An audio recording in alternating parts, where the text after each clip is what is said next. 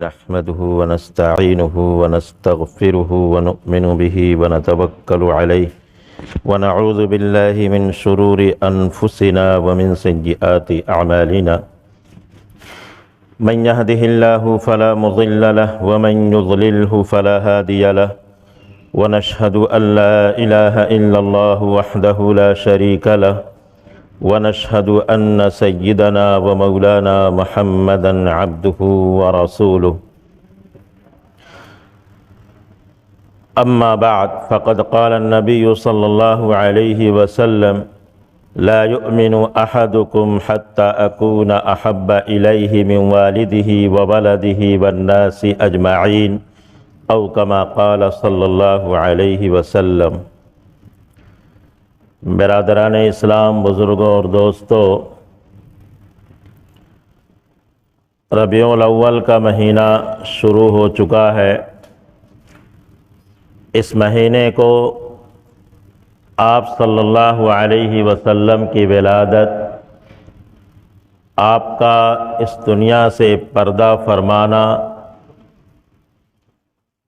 گویا کہ آپ کی حیات طیبہ سے اس کا خاص تعلق ہے۔ اس لیے اس مہینے میں عموماً آپ کی سیرت کے عنوان سے باتیں آتی ہیں، بیانات آتے ہیں، اخبار و رسائل میں ان کا ذکر آتا ہے۔ حالانکہ ایک مسلمان کی زندگی یہ نبی کریم صلی اللہ علیہ وسلم کے سنت کے مطابق ہو، اس کے لیے سال کے 12 مہینے آپ کی تعلیمات کا ہی ذکر ہوتا ہے۔ آپ جس قرآن کو لے کر کے آئے، آپ نے اپنے عمل یا اپنی باتوں کے ذریعے سے اس کی جو تشریح فرمائی، سب انہی کا تذکرہ ہوتا ہے۔ پورے سال انہی کی باتیں کی جاتی ہیں، اور یہ حق بھی ہے کہ بات انہی کی جائے۔ ایک مسلمان اور کس کی بات کرے گا؟ اس کے سامنے جب اتنا بڑا آئیڈیل ہے، ایک ایسا نمونہ ہے جو جب سے اس دنیا میں مبعوث ہوا، اس دنیا میں جب سے آیا، تبھی سے وہ رہنما ہے، قابل رہنمائی ہے، ہدایت کا ذریعہ ہے۔ اس کے اصولوں پر عمل کر کے آدمی کامیابی کی منازل طے کر سکتا ہے۔ وہ جب سے آیا ہے تبھی سے رہنما ہے، اور جب تک یہ دنیا قائم رہے گی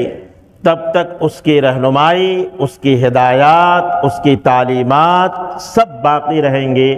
اور صرف وہی کامیابی کی ضمانت ہو سکتی۔ اس کے علاوہ دنیا کا کوئی طریقہ کار، کسی کا عمل، کسی کا قول یہ قابل تقلید نہیں ہو سکتا، کسی کے لیے نمونہ نہیں بن سکتا۔ نمونہ صرف آپ کی ذات کو بنایا گیا ہے۔ لَقَدْ كَانَ لَكُمْ فِي رَسُولِ اللَّهِ أُسْوَةٌ حَسَنَةٌ، تمہارے لیے رسول کریم صلی اللہ علیہ وسلم کی زندگی میں بہترین نمونہ ہے۔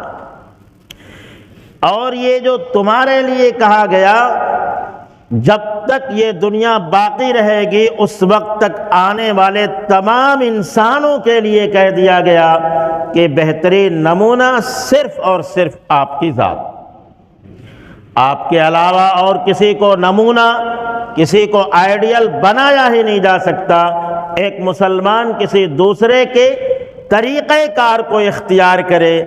یہ اس کے لیے بڑی محرومی کی بات ہے۔ نبی کریم صلی اللہ علیہ وسلم کو رہنما بنایا گیا، آپ کے طریقے کو اسوہ حسنہ بتایا گیا، بہترین طریقہ بتایا گیا۔ یہ کہا گیا کہ آپ کی سیرت کو دیکھو، آپ کے طریقے کو دیکھو، آپ کی سنت کو دیکھو، بس اسی کو اختیار کرو، اسی کے مطابق اپنی زندگی گزار لو، دنیا کی کامیابی بھی تمہارے قدم چومے گی اور آخرت کی کامیابی بھی تمہارے قدم چومے گی۔ یہ اسی وقت کہہ دیا گیا، اسی لیے آپ صلی اللہ علیہ وسلم سے محبت کو ایمان کا لازمی جز قرار دیا گیا۔ حدیث شریف کے اندر آیا ہے، لا یؤمن احدکم حتی اکون احب الیہ من والدہ وولدہ والناس اجمعین، تم میں سے کوئی شخص اس وقت تک مومن کامل نہیں ہو سکتا جب تک کہ میں یعنی محمد صلی اللہ علیہ وسلم تمہارے مال جائیداد، تمہارے باپ دادا، جتنے رشتہ دار ہو سکتے ہیں، جتنے محبت کی چیزیں ہو سکتی ہیں، ان تمام سے زیادہ محبوب نہ بن جاؤں۔ اس لیے آپ کی محبت کو جزو ایمان قرار دیا گیا، ایمان کا ایک اہم جز بتایا گیا، کیونکہ جب تک محبت نہیں ہوگی آپ کے طریقے پر عمل کرنا آسان نہیں ہو سکتا،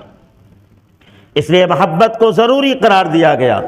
اور یہ نبی کریم صلی اللہ علیہ وسلم کا معجزہ ہے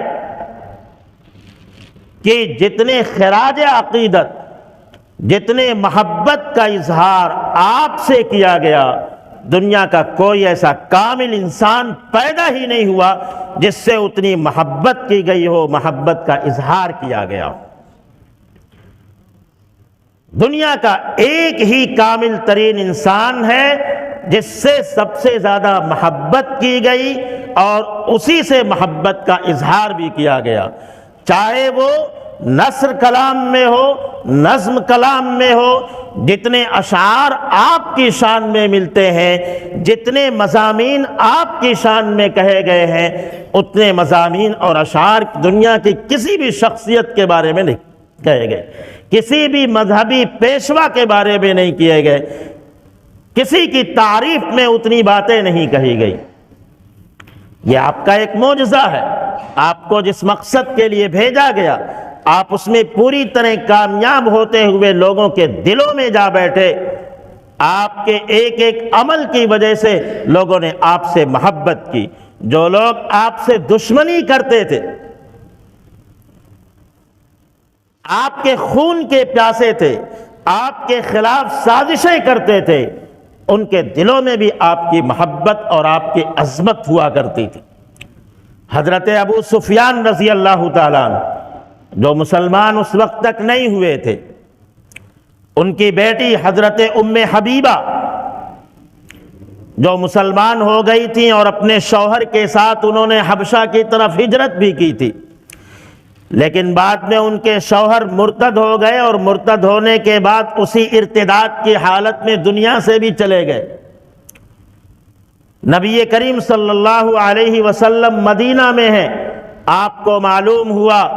تو آپ نے نکاح کا پیغام بھیجا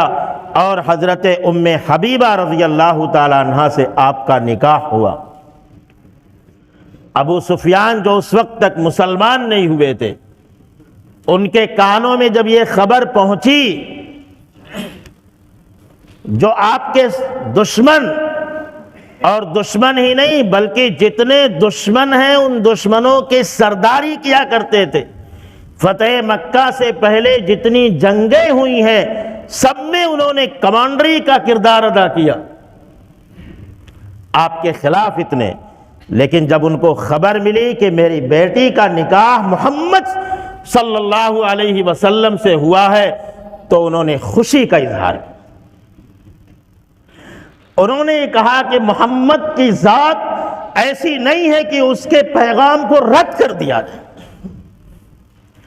ایک دشمن یہ کہہ رہا ہے، تو آپ سے محبت کا اظہار صرف آپ کے چاہنے والے یا ماننے والے نہیں بلکہ آپ کے دشمن بھی کیا کرتے، اور آج بھی دشمنان اسلام کی صفوں میں ایسے لوگ موجود ہیں جو آپ کی شان میں اشعار کہتے ہیں، آپ سے محبت کا اظہار کرتے ہیں، چاہے ان کے دلوں میں ایمان ہو یا نہ ہو۔ یہ آپ کا ایک معجزہ تھا۔ آپ کے لیے انسانی امت محمدیہ کے لیے یہ ضروری قرار دیا گیا کہ آپ سے محبت کریں اور محبت کا اظہار بھی کریں۔ جب مکہ سے مدینہ کی طرف ہجرت کرنا ضروری قرار دے دیا گیا اور یہ کہہ دیا گیا کہ سب کے لیے ہجرت کرنا ضروری ہے، تو کچھ لوگوں کے دلوں میں یہ خیال آیا کہ اگر ہم مکہ سے مدینہ چلے گئے تو ہمارے کچھ رشتہ دار مکہ میں ہیں، یہ رشتہ داروں سے قطع تعلق ہو جائے گا۔ کچھ جائیدادیں مکہ میں ہیں، جائیدادیں چھوڑنی پڑیں گی۔ ہماری تجارتیں مکہ میں ہیں، تجارتوں سے بھی ہاتھ دھونا پڑے گا۔ تو انہوں نے کہا ان نحن ہاجرنا ضاعت اموالنا وذهبت تجاراتنا وقطعنا ارحامنا، اگر ہم ہجرت کریں گے تو ہماری جائیدادیں ہاتھ سے نکل جائیں گی،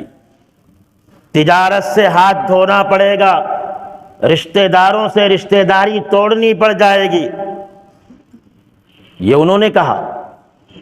مسلمان ہیں، پکے مسلمان ہیں، لیکن جس وقتی طور پر ان کے دلوں میں یہ خیال آیا کہ اتنا بڑا نقصان ہم کو سہنا پڑے گا، قرآن کی آیت نازل ہوتی ہے قل ان کان آباؤکم ابناؤکم اخوانکم ازواجکم معاشیرتکم واموال اقترفتموها وتجارۃ تخشون کسادها ومساکن ترضونها احب الیکم من اللہ ورسولہ وجہاد فی سبیلہ فتربصوا حتی یأتی اللہ بامرہ واللہ لا یہدی القوم الفاسقین۔ آپ ان سے کہہ دیجئے کہ اگر تمہارے باپ دادا، تمہارے بھائی بند، تمہارے رشتہ دار، تمہاری تجارتیں جس کی کساد بازاری کا تمہیں اندیشہ ہے، تمہارے محلات جن کے ویرانی کا تمہیں خوف ہے، اگر یہ سب چیزیں اللہ اور اس کے رسول اور اللہ کے راستے میں جہاد کے مقابلے میں زیادہ محبوب ہیں، فتربصوا حتی یأتی اللہ بامرہ، تو انتظار کرو یہاں تک کہ اللہ تعالیٰ کا حکم نازل ہو جائے، یعنی اس کا عذاب نازل ہو جائے۔ گویا کہ عذاب منہ کھولے کھڑا ہے۔ اگر تمہارے دلوں کے اندر دنیا کی چیزوں کی محبت اللہ اور اس کے رسول کے مقابلے میں بڑھ گئی تو عذاب منہ کھولے کھڑا ہے۔ اور آگے کہہ دیا گیا واللہ لا یہدی القوم الفاسقین، اللہ تعالیٰ فاسق لوگوں کی رہنمائی نہیں کرتا، ان کو ہدایت نہیں دیتا۔ گویا کہ جن کے دلوں میں اللہ اور اس کے رسول کی محبت غالب نہیں ہے، دنیا کی محبت ان کے دلوں میں زیادہ ہے، ان کے لیے کہہ دیا گیا کہ وہ لوگ فاسق ہیں، اللہ کی ہدایت سے محروم ہو سکتے ہیں۔ اللہ اور اس کے رسول کی محبت کو اتنا ضروری قرار دیا گیا کہ اگر وہ چیز تمہارے دلوں میں نہیں ہے تو اس صورت میں ہدایت سے محرومی کبھی بھی ہو سکتی، یہ صاف طور پر کہہ دیا گیا۔ بعض علماء نے کہا ہے کہ یہ آیت قرآن کریم کی شدید ترین آیت ہے، یعنی اس کے اوپر عمل کرنا اتنا آسان نہیں۔ آدمی دنیا کی چیزوں کو دیکھتا ہے، محبت کرتا ہے، دنیا کی چاہتیں لوگوں کے دلوں میں ہوتی ہیں، لیکن ان چاہتوں کو قربان کر کے اللہ اور اس کے رسول سے محبت ہو جائے کوئی آسان کام نہیں ہوتا۔ اس لیے انہوں نے کہا شدید ترین آیتوں میں سے یہ ہے جن کے اوپر عمل کرنا یہ اتنا آسان نہیں ہوتا۔ حضرت عمر ابن خطاب رضی اللہ تعالیٰ عنہ نے نبی کریم صلی اللہ علیہ وسلم سے آ کر کے عرض کیا اے اللہ کے رسول، آپ میرے نزدیک تمام چیزوں سے زیادہ محبوب ہیں، صرف میری جان جو میرے دونوں پہلوؤں کے درمیان ہے وہ آپ سے زیادہ عزیز۔ نبی کریم صلی اللہ علیہ وسلم نے فرمایا جب تک میں تمہاری جان سے بھی زیادہ عزیز نہ ہو جاؤں تمہارا ایمان مکمل نہیں ہو سکتا۔ حضرت عمر رضی اللہ تعالیٰ عنہ نے پھر فرمایا اے اللہ کے رسول آپ میری جان سے بھی مجھے زیادہ محبوب ہیں۔ نبی کریم صلی اللہ علیہ وسلم نے فرمایا اے عمر اب جا کے ایمان کامل ہو۔ تو آپ سے محبت یہ ایمان کا جز قرار دیا گیا۔ صحابہ کرام کے حالات کو اگر پڑھیں گے تو ایسے ایسے واقعات ان کے سامنے آتے ہیں کہ صرف ہم سن سکتے ہیں، لیکن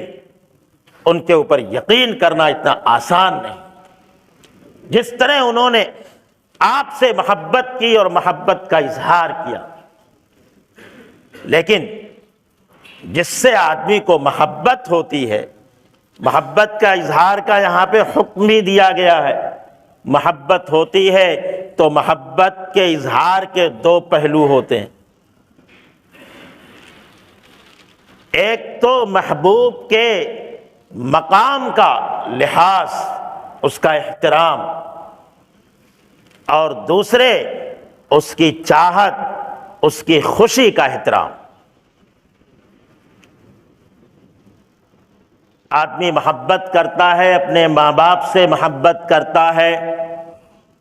بھائی بہنوں سے محبت کرتا ہے، بچوں سے محبت کرتا ہے، بیوی سے محبت کرتا ہے، بیوی شوہر سے محبت کرتی ہے، آدمی دوستوں سے محبت کرتا ہے، لیکن ہر ایک سے محبت کے اظہار کا طریقہ الگ ہوتا ہے۔ اب ایک شوہر جس طرح اپنی بیوی سے محبت کا اظہار کرتا ہے، اگر اسی طرح اپنی ماں سے محبت کا اظہار کرنے لگے تو اسے محبت نہیں کہیں گے، اسے تو بے ادبی کہیں گے، اسے گستاخی کہیں گے، اسے مذاق کہیں گے۔ ایک عورت جس طرح اپنے شوہر سے محبت کرتی ہے،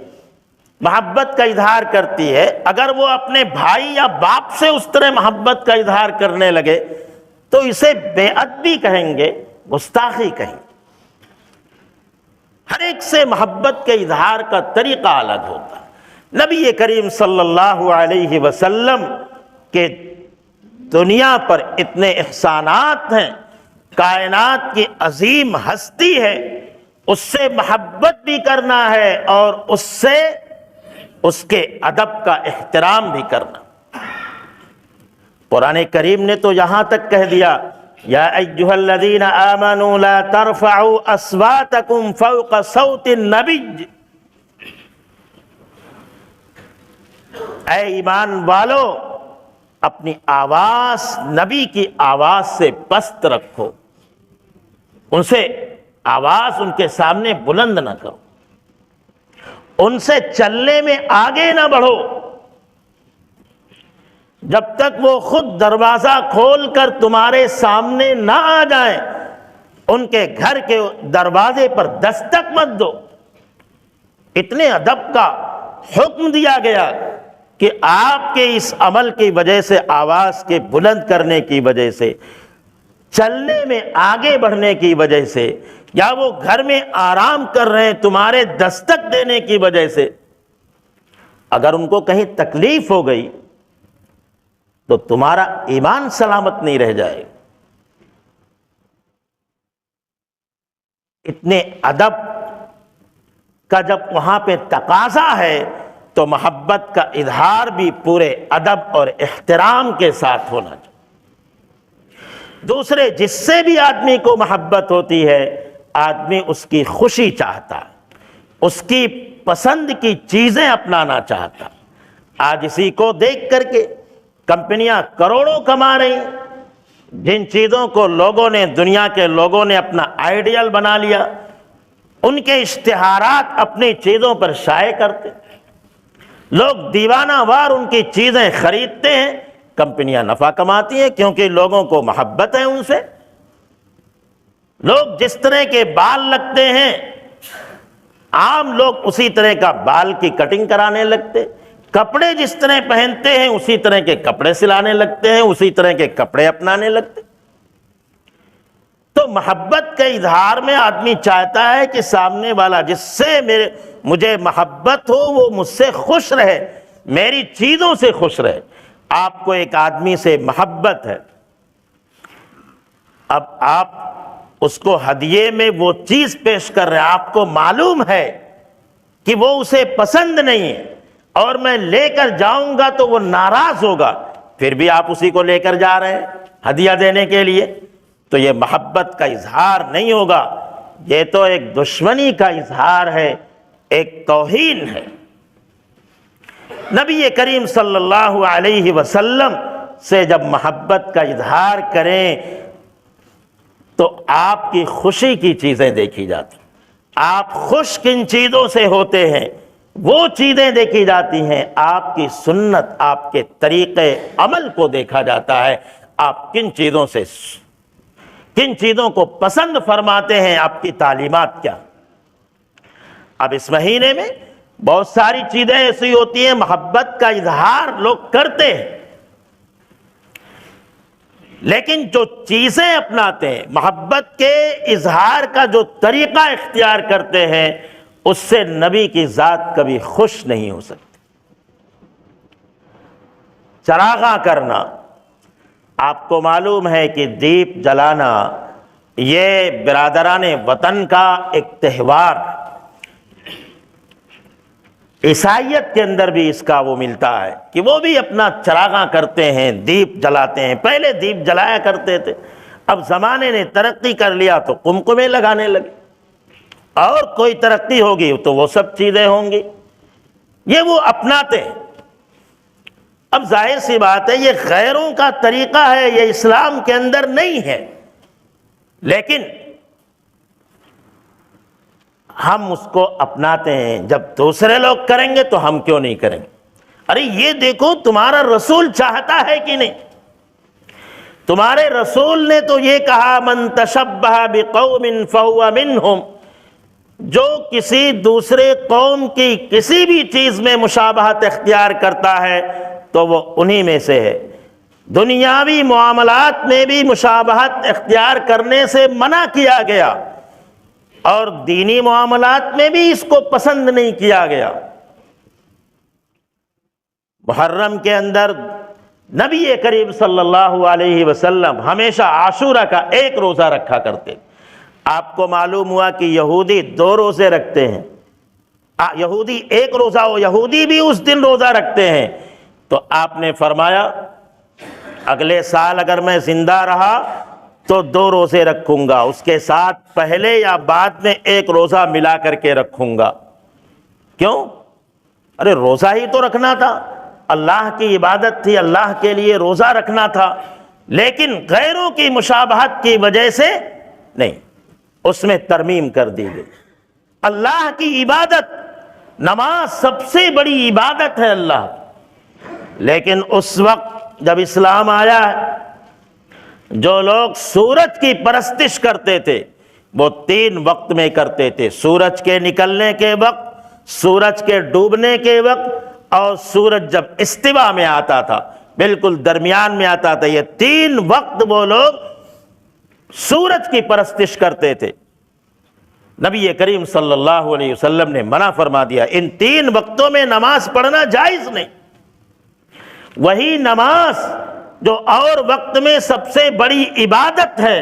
ان 3 وقتوں میں منع کر دیا گیا، صرف اس بنیاد پر کہ اس وقت لوگ اپنے الگ معبودوں کی عبادت کرتے ہیں۔ حالانکہ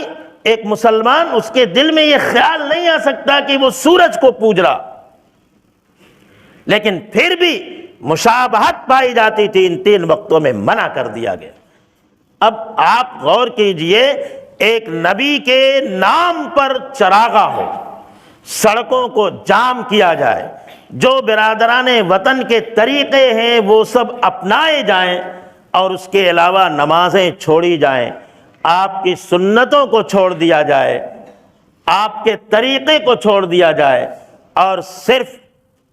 آپ کے نام کا ذکر کیا جائے، یہ آپ کی سنت نہیں۔ قرآن کھوکھلی محبت کو قبول نہیں کرتا ہے، قرآن یہ کہتا ہے محبت وہ معتبر ہے جو اطاعت کے ساتھ ہو۔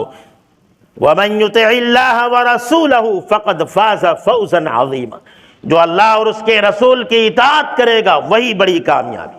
اطیعوا اللہ والرسول، قرآن نے کہا ہے اللہ اور اس کے رسول کی اطاعت کرو۔ وَمَا أَرْسَلْنَا مِن رَّسُولٍ إِلَّا لِيُطَاعَ بِإِذْنِ اللَّهِ، ہم نے جتنے بھی رسول بھیجے ہیں ان کی اطاعت کرنے کے لیے بھیجے ہیں، یہ اور کسی کام کے لیے نہیں بھیجے جا۔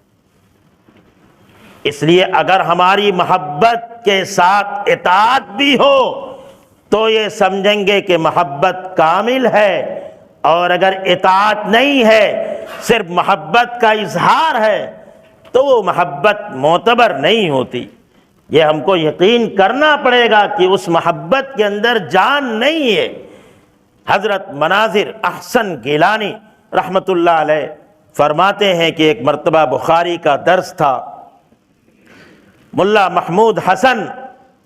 جو دارالعلوم دیوبند کے پہلے استاذ، ان کا درس چل رہا تھا، یہی حدیث آئی لا یؤمن احدکم حتی اکون احب الیہ من والدہ وولدہ والناس اجمعین، جس میں یہ کہا گیا کہ جب تک تمام چیزوں کے مقابلے میں اللہ کے رسول کی محبت نہ غالب نہ ہو اس وقت تک آدمی مومن نہیں ہو سکتا۔ شاگرد نے عرض کیا ایک محبت تو ہر ایک کے دل میں اتنی رہتی ہے، جتنے مسلمان ہیں سب کے دل میں اتنی محبت رہتی ہے، کیونکہ آدمی کو اگر اس کے ماں باپ کو برا بھلا کہہ دیا جائے تو آدمی تھوڑی دیر کے لیے برداشت کر لیتا، لیکن اگر نبی کی شان میں گستاخی کوئی کرتا ہے تو چیخ اٹھتا ہے، مشتعل ہو جاتا ہے، برداشت سے باہر ہو جاتا ہے۔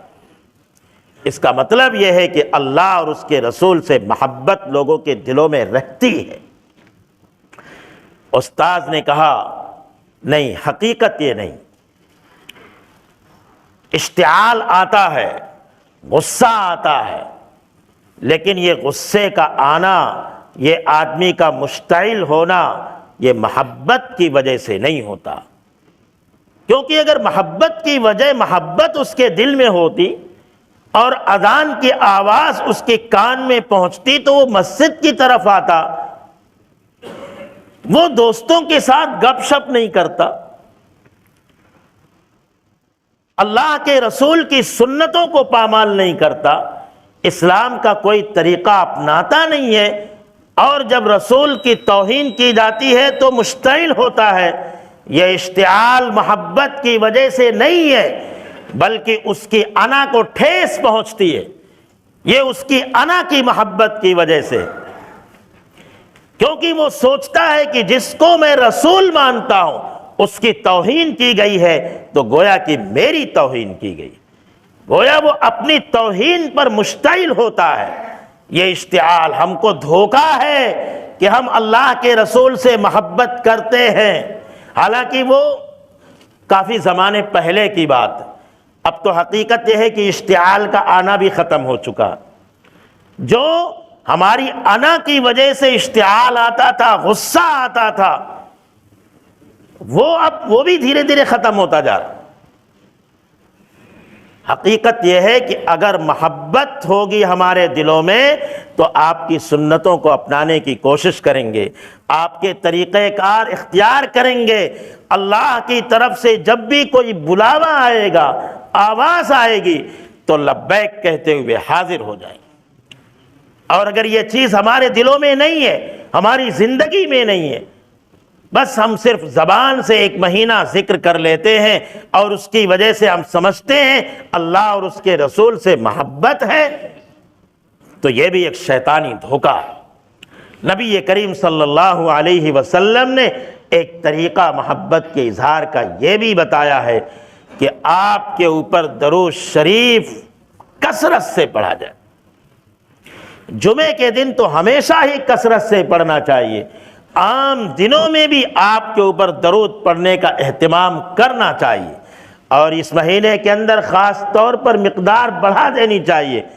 کیونکہ اگر آپ نے کثرت سے درود پڑھا ہے تو امید ہے کہ نبی کریم صلی اللہ علیہ وسلم کی شفاعت آپ کو ملے گی، آپ کی سفارش ملے گی۔ نبی کریم صلی اللہ علیہ وسلم کو ایک حدیث میں آتا ہے اختیار دیا گیا، آپ نے فرمایا مجھے اختیار دیا گیا کہ میری آدھی امت کو بخش دیا جائے، دوسرے یہ ہے کہ مجھے پوری امت کے بارے میں سفارش کرنے کا اختیار دیا جائے۔ تو آپ نے فرمایا کہ میں نے سفارش کو قبول کیا، سفارش کو اختیار کیا، کیونکہ یہ سفارش میری تمام مسلمانوں کے حق میں ہو سکتی۔ تو یہ بھی ایک طریقہ ہے کہ اگر ہم کثرت سے آپ پر درود پڑھیں گے تو انشاءاللہ اللہ کے رسول کی شفاعت ہم کو نصیب ہوگی۔ اللہ تعالی ہم سب کو نصیب فرمائے۔ وآخر دعوانا الحمدللہ۔